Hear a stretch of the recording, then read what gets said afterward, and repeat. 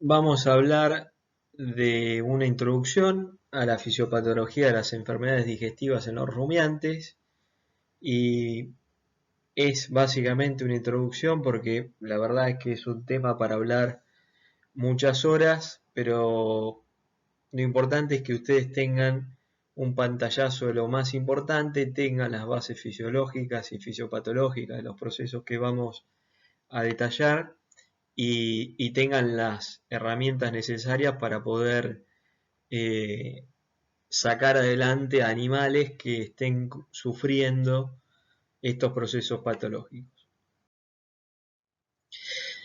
Para tener una idea, a nivel nacional y a nivel mundial, las afecciones digestivas ocupan un rol muy importante, ¿sí? Si bien están detrás de otras patologías que tienen mucho mayor impacto desde lo sanitario y lo productivo, no dejan de ser un grupo de enfermedades en las cuales hay que tener muy presentes, sobre todo los mecanismos profilácticos para no caer en pérdidas económicas. Entonces vamos a ver algunos números, por ejemplo, de estudios de Francia, donde aproximadamente el 3,8% de las patologías, esto es un estudio de Furillon que lo hizo en rodeos lecheros, ¿sí? Es decir, el 3,8% de los rodeos lecheros tienen patologías digestivas.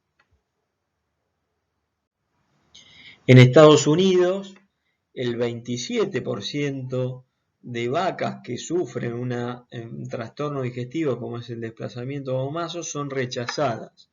Es decir, que aproximadamente de cada 10 animales que tienen esta patología, en Estados Unidos, 3 tienen que ser vendidos, ¿sí? No siguen produciendo.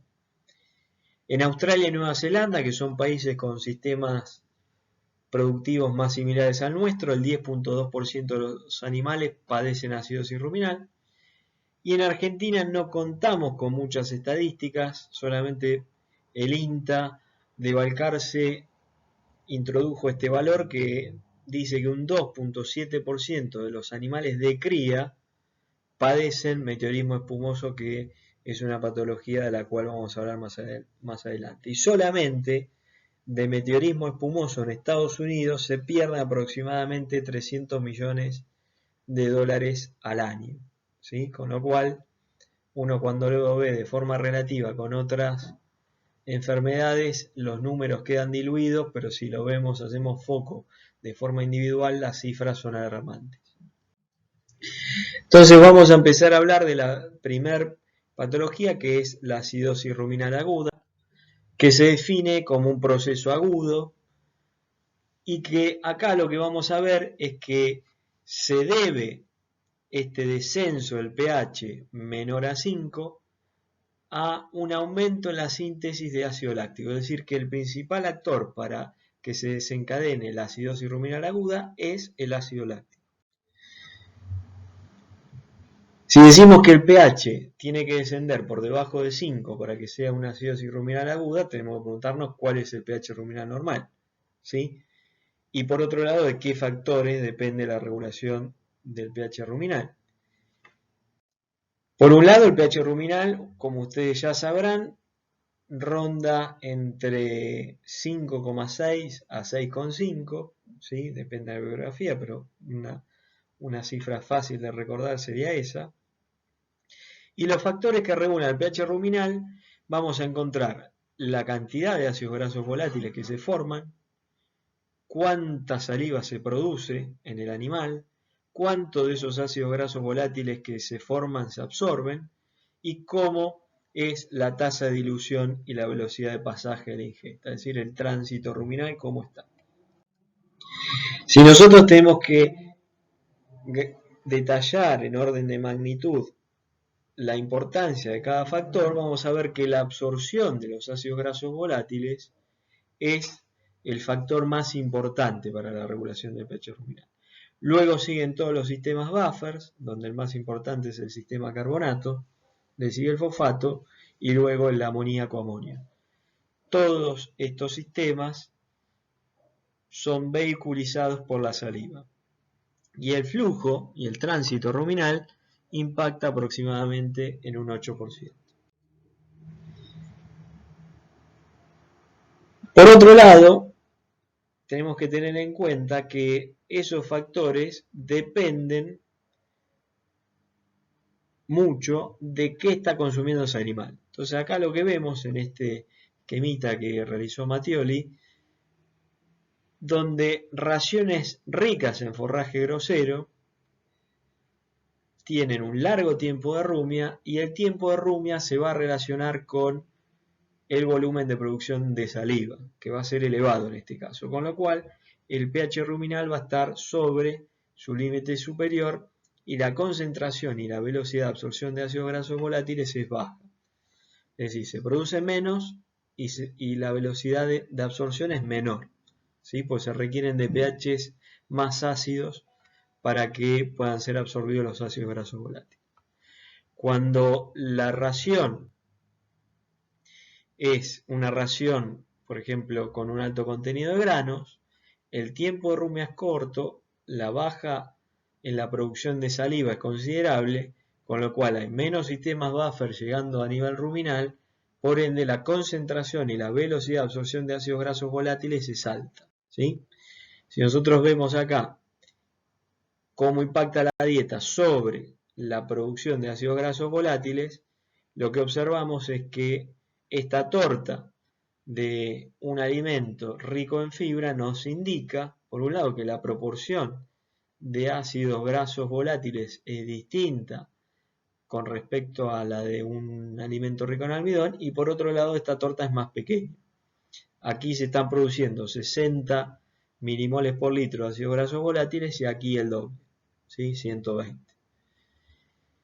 Si nosotros observamos qué sucede en esta gráfica con respecto al pH ruminal en relación a animales que consumieron una dieta rica en forraje grosero, ¿sí? Observamos que el pH es mucho más estable y que se encuentra en el límite superior. En cambio, cuando consumen dietas ricas en granos, el pH puede perforar el límite inferior fisiológico y llegar a extremos patológicos.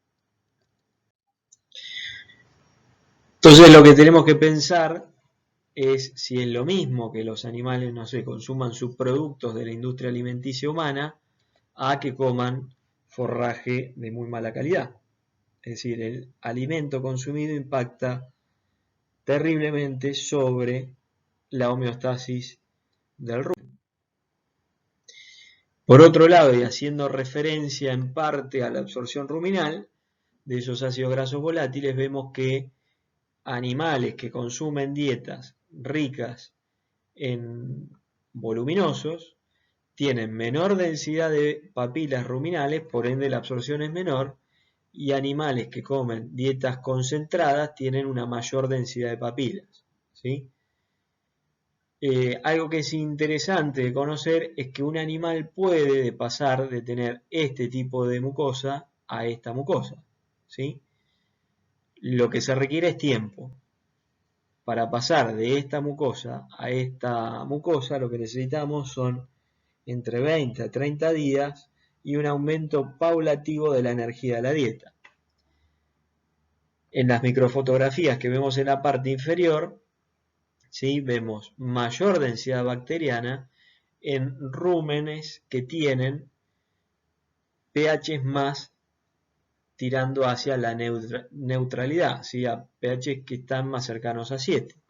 En cambio, animales que están consumiendo dietas ricas en concentrado, como es en este caso, ¿sí? La densidad de microorganismos va a ser menor. Entonces, en forma de resumen, tenemos este gráfico donde en parte combina algunos factores que regulan el pH ruminal, y si nos situamos desde el límite superior de lo que sería el pH ruminal, vemos que a un pH cercano a 7, el ácido graso volátil que predomina es el acético, por ende la dieta tiene que ser una dieta rica en un voluminoso. Si la dieta es rica en un voluminoso, hay un gran desarrollo de la flora celulolítica. Y en este caso lo que vemos en particular es, por un lado, una curva elevada de butírico, ¿sí? Que no es característico de nuestros sistemas productivos, porque el butírico generalmente aumenta su concentración cuando el consumo de tubérculos o raíces es elevado en las dietas, como es en el caso de las dietas de países europeos y de Europa Central. Acá lo que solemos ver es que en este caso la proporción de acético, propiónico y butírico suele ser más de 3:1. Acá vemos que eso un poco no se respeta. A medida que el pH va descendiendo, entramos ya en dietas, tiene que haber una dieta más rica en concentrados energéticos. El acético disminuye, aumenta el propiónico, y lo característico de este gráfico es la presencia de dos picos en la curva del propiónico, ¿sí? Esto se debe principalmente, en primer lugar, a el propiónico generado en sí por los sustratos energéticos que se van a estar viendo liberados a nivel ruminal, y por otro lado, el segundo pico comienza a verse con el comienzo de la presencia de ácido láctico a nivel ruminal. Y esto lo que genera es que la flora lactolítica, es decir, que consume ácido láctico, como producto de excreción genera ácido propiónico. Entonces, esta flora lactolítica tiene dos beneficios. Por un lado, está quitando del medio un ácido que es más fuerte que los ácidos grasos volátiles y por ende amortigua el descenso del pH. Y por otro lado, mientras está generando esa amortiguación del pH, está generando un precursor gluconeogénico de mucha importancia como es el ácido propiónico. ¿Cuál es la limitante que tiene esta flora lactolítica? Es que es de lento desarrollo. Entonces nuevamente tienen que pasar entre unos 15 a 20 días hasta que se produce el desarrollo de esta flora. Otra variable importante que incide en la regulación del pH ruminal es la frecuencia de alimentación. En la línea continua vemos animales que consumieron muchas veces en el día, en este trabajo consumieron 17 veces, y en la línea discontinua animales que consumieron 2 veces en el día, ¿sí? La misma dieta. Lo que se observa es que en los animales que consumieron 2 veces, la disminución del pH es muy abrupta, ¿sí? Tarda tiempo en recuperarse y generalmente cuando se recupera el pH los animales vuelven a consumir alimento. Con lo cual es importante tratar de administrarle la mayor cantidad posible de veces el alimento a los animales siempre y cuando lo permitan cuestiones económicas y de manejo. Ahora sí, ya metiéndonos de lleno en la etiología de la acidosis ruminal aguda, tenemos que ver que básicamente responde a un consumo excesivo de alimentos o raciones ricas en almidones con pobre estructura física, es decir, con poca fibra. ¿Qué lo puede causar? Un cambio abrupto, ¿sí? Yo subrayaría la palabra abrupto, ¿sí? Porque no permite poner en marcha los procesos homeostáticos para normalizar el pH ruminal. Por otro lado, puede ser el aumento brusco, es decir, que no cambie la dieta, pero sí que se modifique un componente y que ese componente tiene que ser un concentrado. Por otro lado, el aumento entre el intervalo de tiempo entre el concentrado de fibra, es decir, si doy por separado el concentrado y la fibra, si aumento este intervalo de tiempo, voy a caer en un proceso patológico y obviamente procesos de escape de los animales de los corrales pueden llevar a que consuman ad libitum alimentos que estaban siendo dados en un consumo restringido. Causas predisponentes van a ser varias, como ya vimos, la frecuencia de alimentación, el grado de adaptación de la mucosa ruminal, el grado de adaptación de la flora y de la fauna ruminal, la ingesta de agua, que va a impactar en parte en el volumen de saliva producido, la tasa de pasaje del alimento y obviamente el equilibrio del medio interno. Es decir, animales que tienen alguna otra patología de base son mucho más susceptibles a padecer estos trastornos. Desde el punto de vista fisiopatológico vamos a centrarnos en primer medida en qué sucede a nivel ruminal, ¿sí? Ya que esta patología luego va a tener un impacto sistémico. A nivel ruminal lo que vemos es que si aumentan los granos, ¿sí? Aumenta el almidón, la flora amilolítica y por ende aumentan los ácidos grasos volátiles.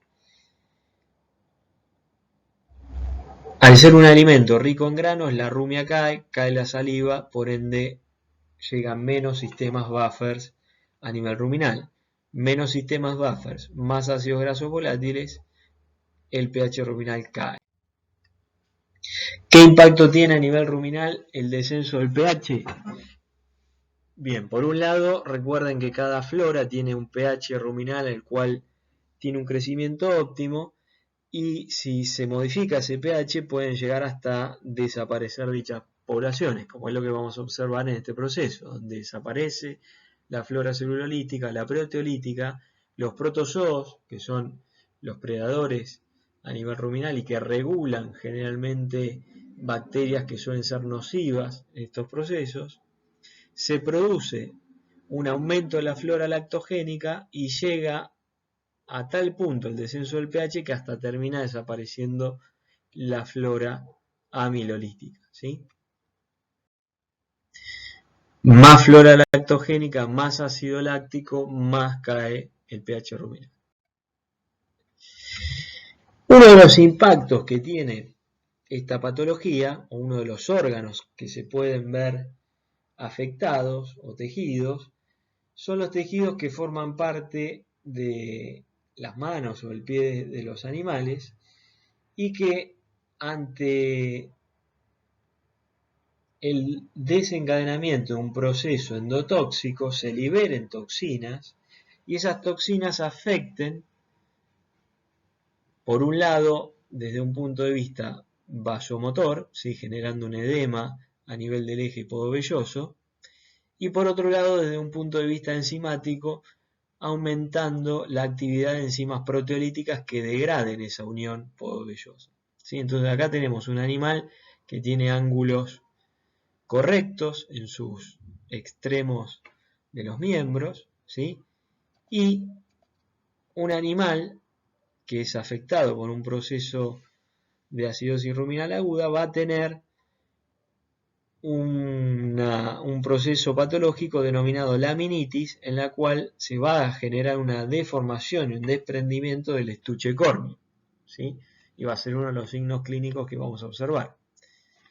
Por otro lado, va a haber un impacto sobre el medio interno, ya que va a llegar un punto de que se va a generar una absorción de ácido láctico generando lactacidemia y por ende haciendo o generando, mejor dicho, una acidosis metabólica. Esa acidosis metabólica en conjunto con el proceso endotóxico puede generar disfunciones renales y la no degradación de material que ha sido consumido, por ejemplo, si dentro de esa dieta que se consumió rica en granos había fibra, al morir la fibra encargada de degradar ese alimento, ese material va a quedar sin digerir y va a generar un arrastre osmótico desde la luz ruminal hacia, o sea, desde el medio interno hacia la luz ruminal de agua, ¿sí? Generándose lo que se denomina tercer espacio.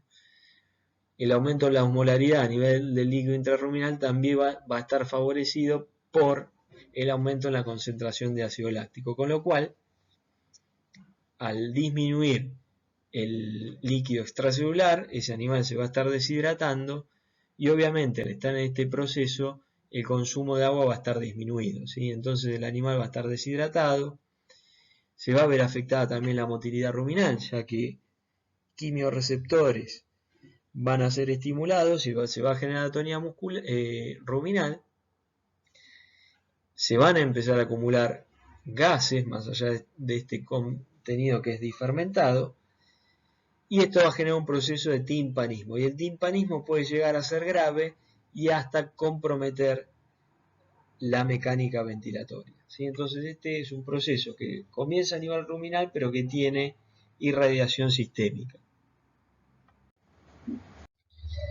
¿Qué signos clínicos tiene esta patología? Obviamente una disminución del apetito y de la ingesta de agua, adinamia y apatía. El animal tiene dolor que lo va a expresar a través del rechinar de dientes, una diarrea profusa, motilidad ruminal disminuida por causas que ya dijimos previamente, y trastornos locomotores por la laminitis. Entonces aquí vemos animales con los flancos sucios a causa de una diarrea, deshidratados, ¿sí? Que lo observamos a través de la profusión de la órbita ocular. Podemos observar en el piso las excretas, o podemos ver a los animales con el proceso diarreico. El diagnóstico, obviamente hay que comenzar con una anamnesis, haciendo mucho hincapié sobre la alimentación, cambio de alimentación, cambio de alguna forma de administración, en la formulación, ¿sí? En el examen objetivo general y particular, obviamente, en el general, observar todo lo que dijimos en la signología clínica, en el particular, la presencia de dolor y de distensión a nivel ruminal. Y si queremos realizar algún diagnóstico complementario, podemos realizar la evaluación del pH ruminal a través de la obtención de una muestra de líquido ruminal, que puede ser por punción o por sondaje. El pH lo medimos a través de una tirita reactiva, y lo que podemos hacer es una evaluación de la flora y la fauna ruminal, donde podemos observar a través del microscopio la presencia de protozoos, que es un indicador de buena salubridad ruminal, y esta presencia de protozoos básicamente se observa mediante la presencia de movimiento en la muestra que observamos. También se puede realizar con esa muestra una tinción de Gram, y lo que vamos a observar en esta enfermedad es un predominio de la flora Gram positiva, ¿sí? Generalmente en un animal sano predominan los Gram negativos. Esta patología genera un switch, un cambio de Gram negativos a Gram positivos. También se puede evaluar el pH urinario, pero el pH urinario está sujeto a grandes variaciones, con lo cual tenemos que tener en cuenta cuál es el pH urinario normal en los animales pertenecientes a un establecimiento en particular. Diagnóstico diferencial: todo lo que genere dolor en el área gastrointestinal, ¿sí? Como es el caso de estados de hilio paralítico, paresia porperal hipocalcémica, generalmente por la dinamia, un animal que no quiere comer, que puede llegar a estar echado, coma hepático, cetosis e indigestiones de varios tipos. Obviamente el pronóstico reservado depende de cuándo arribemos o abordemos, mejor dicho, el caso del animal afectado. El tratamiento tiene varios puntos. Por un lado, extraer el contenido ruminal difermentado, que eso va a tener un impacto sobre la osmolaridad del líquido ruminal. Obviamente tenemos que realizar una ruminotomía para esto. Bloquear la producción de ácido láctico, que la producción de ácido láctico la bloqueamos a través de la modificación del pH ruminal, ya que si modificamos el pH ruminal generamos la muerte de la flora lactogénica. Si realizamos la ruminotomía, directamente podemos llegar a colocar el bicarbonato de sodio en la zona, ¿sí? A una razón de 0.5 gramos por kilo. ¿sí? Si pensamos, no sé, en una vaca de 500 kilos, hablamos aproximadamente de 250 gramos de bicarbonato. Esto va más allá de bloquear la producción de ácido láctico, lo que hace es aumentar el pH ruminal. La disminución de la osmolaridad lo generamos a través de la vehiculización del bicarbonato de sodio con agua, de la extracción del material difermentado, y obviamente tenemos que compensar la acidosis metabólica y la deshidratación, y para eso tenemos que instaurar una fluidoterapia, que en la fluidoterapia podemos llegar a hacerlo con soluciones que contengan un 1.4% de bicarbonato de sodio. Obviamente tiene que ser una administración lenta, ¿sí? Para no alterar de forma rápida el pH del líquido intravascular. Y obviamente la recuperación de la funcionalidad ruminal es llevada a cabo a través de trasplantes de líquido ruminal. Para eso tenemos que tomar líquido ruminal de un animal sano e inocularlo en el animal afectado. Para esto sí o sí debemos tener la precaución de volver a restaurar los parámetros normales del medio ambiente ruminal. Lo más importante es la profilaxis, ¿sí? Y en la profilaxis lo que tenemos que tener en cuenta es, por un lado, cómo están compuestas las raciones que le damos a los animales, si vamos a generar cambios en la dieta hacia dietas más ricas en alimentos concentrados, tenemos que generar procesos de adaptación, tanto de la flora como de la fauna ruminal y de la mucosa, para que pueda absorber esa gran producción de ácidos grasos volátiles, y se puede generar también el agregado de aditivos como sustancias buffers, antibióticos u otros agentes que regulen la flora y la fauna ruminal, ¿sí? Algo que tenemos que tener en cuenta es que los antibióticos, por cuestiones de procesos de resistencia antimicrobianos, en breve van a ser quitados para la generación de aditivos para la industria animal. Por ende hay que empezar a pensar en otras estrategias como algunos prebióticos o probióticos. Por cada animal con una patología clínica hay que tener en cuenta que hay varios que están cursando con la patología de forma subclínica, ¿sí? Con lo cual muchas veces nosotros, al no visualizar estos procesos, el productor o mismo los profesionales, no tenemos en cuenta muchas pérdidas que son silenciosas y que están afectando a nuestros sistemas productivos. Por eso ahora vamos a hablar de la acidosis ruminal subclínica, que es una hiperacidez no evidenciada clínicamente, y que en este caso ya no hablamos del ácido láctico como principal causa del descenso del pH, sino una intensiva producción de los ácidos grasos volátiles. Y el pH ruminal oscila entre el límite inferior, fisiológico de 5,5, hasta 5,2 o 5, en el cual estaríamos ante un proceso clínico. Aparece principalmente en explotaciones intensivas, donde la densidad energética es mucho mayor en las dietas que consumen esos animales, y la etiología es compartida con la acidosis ruminal aguda. ¿Qué vamos a observar desde el punto de vista de la patogenia? Que va a haber ciertos efectos locales y sistémicos, como por ejemplo la hiperkeratosis ruminal, ¿sí? Que este proceso lo llegamos a ver porque la pared ruminal puede poner en marcha ciertos procesos cicatrizales para contrarrestar los efectos nocivos del pH disminuido. Por el otro lado se genera un complejo ruminitis abscesos hepáticos. Esto está dado porque desde el rumen y a través de la pared, que en algunos lugares tienen ciertas discontinuidades, esto permite la migración principalmente de patógenos anaerobios que a nivel hepático generan abscesos. Por otro lado, vamos a ver la laminitis o infosura de forma crónica, ¿sí? cetosis y disminución de la grasa de la leche.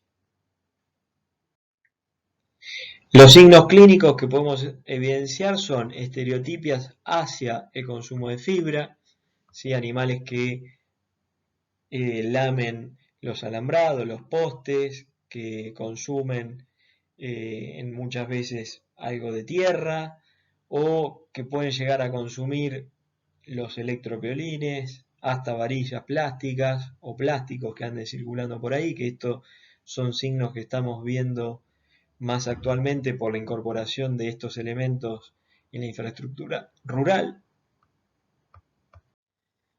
También podemos evidenciar leve timpanismo recidivante, obviamente diarreas, disminución de la producción y trastornos locomotores asociados a la laminitis.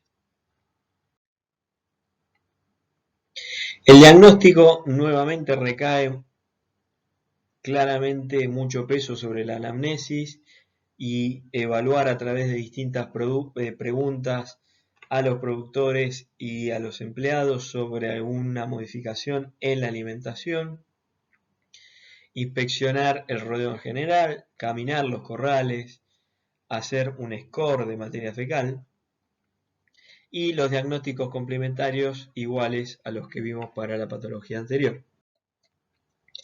La profilaxis radica obviamente en la composición y estructura de la alimentación y cómo se realiza ese proceso.